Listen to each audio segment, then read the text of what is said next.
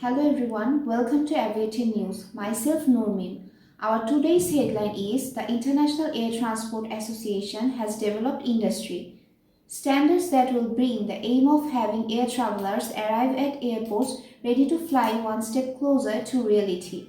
The newly released recommended practice on digitalization of admissibility will enable travelers to digitally prove admissibility to an international destination, avoiding to stop at the check-in desk or boarding gate for document checks. Under the One ID initiative, airlines are working with ITA to digitalize the passenger experience at airports with contactless biometric-enabled processes.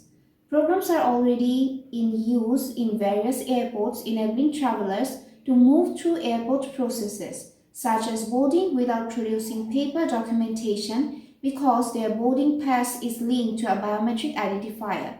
But in many cases, travelers would still have to prove their admissibility at a check-in desk or boarding gate with physical checks of paper documentation, such as passports, visas, and health credentials, for example. The digitalization of admissibility standards will advance the realization of One ID with a mechanism for passengers to digitally obtain all necessary pre-travel authorizations directly from governments before their trip. Passengers want technology to make travel simpler by enabling passengers to prove their admissibility to their airline before they get to the airport.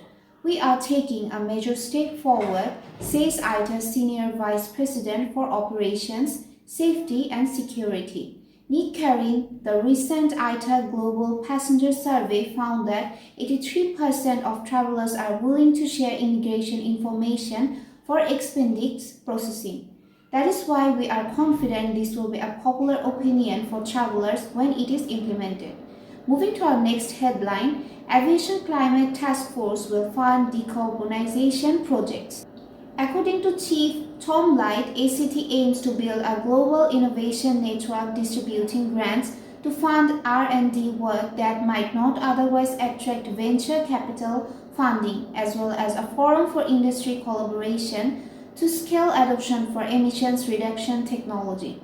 It aims to get started by issuing approximately $2 million in grants in the first half of 2023 and will also be inviting other aviation leaders from around the world to join the group, which has been launched with an undisclosed amount of private funding.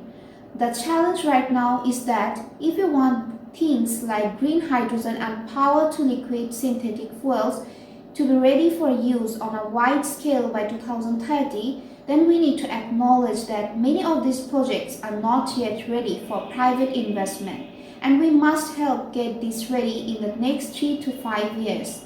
As it starts work assessing worthy recipients of the funding, the ACT team is using a proprietary network mapping tool provided by BCG.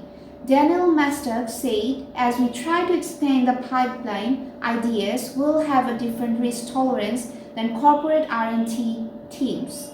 ACT intends to operate in its effort to raise and distribute funding.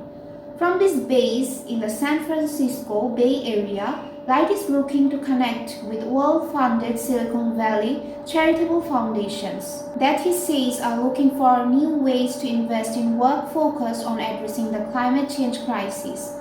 Mathis is based in the UK. Last week, Virgin Atlantic announced plans to conduct what it said will be the first net zero transatlantic flight with an aircraft running solely on 100% sustainable aviation fuel.